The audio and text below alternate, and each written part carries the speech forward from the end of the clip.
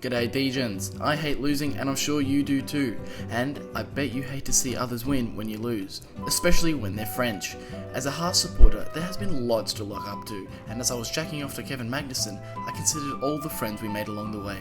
Here's the definitive top 5 winners and losers of the 2024 F1 calendar. As the saying goes, I hate to shit in another man's sandwich, but here I've got to make an exception. Williams went from an interesting points contender, and they made some Q3s, picked up some points, but after the summer break, they were shit. With Alpine throwing a grenade to the entire fucking midfield, Williams' failure to improve saw them fall right behind. And although Colapinto did overtake a Red Bull driver that one time and that was cool, they're still shit and they continue to prove it. Impressive. Winner number 5, Williams again. James Vowles managed to do enough glazing to last a lifetime and got signs to the team.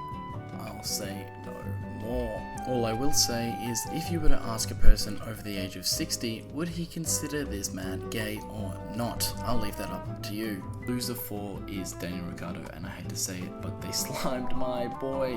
Holy shit, this was horrible to watch, and although the Honey Badger does possess the most glorious media skills, they still managed to fuck up his retirement. And him crying on TV is just ingrained in my memory. Let me leave, Murph. Don't let me leave, Murph.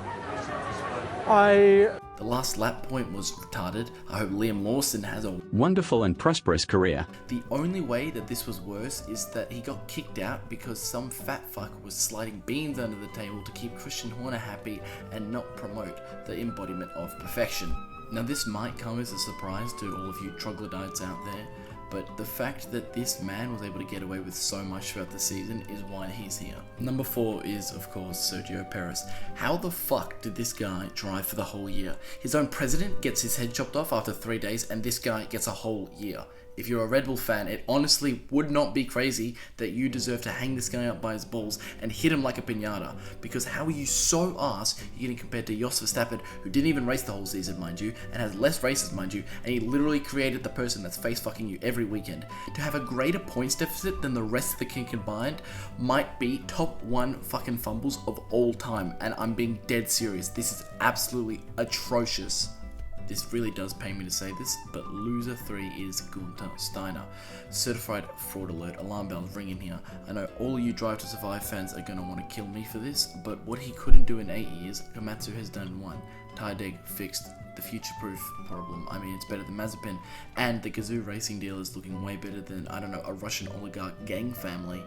I know he can be silly on the Red Flags podcast sometimes, and he had slave-like working conditions, but the truth is he did not deliver enough. And now that Haas have had their second highest points finish ever in an extremely competitive midfield, it goes to show how much he was able to do.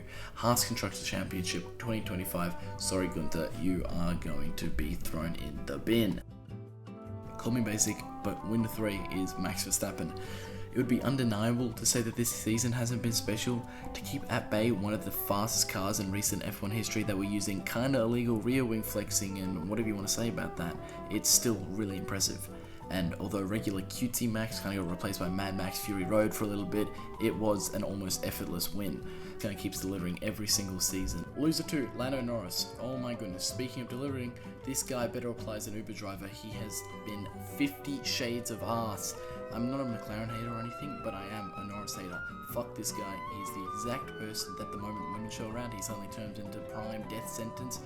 This guy got one lick of success and thought he was truly him. That's actually inspirational. I hope this guy goes on to have the worst season next year. He's just pissing me off every single fucking weekend. Winner number 2, Alpine. I don't know how they've gone from a 1920 to a double podium. Where the fuck did that come from? And on all your souls, not mine, this uptick will continue next season, and Alpine will get a podium every single week, and they're going to win the Constructors, and single-handedly brought Alpine into 6th. Fuck the French, especially these cunts, they're wankers, I hate them all. Loser 1, to no one's surprise, is by far Sergio Perez. Now, you may be thinking, Degen, didn't you just put him as the winner? Yes, I did, it's my list. Him managing to stay in one of the most historically cutthroat teams with the most damage cost to the team, a bigger points gap to Verstappen than the rest of the grid combined, 4 DNFs, 5 Q1 exits, an average quality position of 9th. This guy sucked dick. I'm legitimately happy knowing he's gone, and although RIP Racing Point Perez, he was a beast, This guy will not be missed. Rest in piss. I'm sorry. Fuck this guy. Anyone want to take a guess at what the winner's going to be? I'm sure you all saw this coming. #1 winner this season was the fans. I'm just going to put it out there. Treated to a midfield of absolute perfection. An amazing rivalry when it wanted to be. I mean, like, Austria was pretty fun. Leclerc win in Monaco. Hamilton in Britain. An amazing Sao Paulo GP. That fucking race always delivers. Mad Max, DNFs, crashes, actual mechanical failures for once. Can you believe it? In the big 2024, this season was peak F1 entertainment.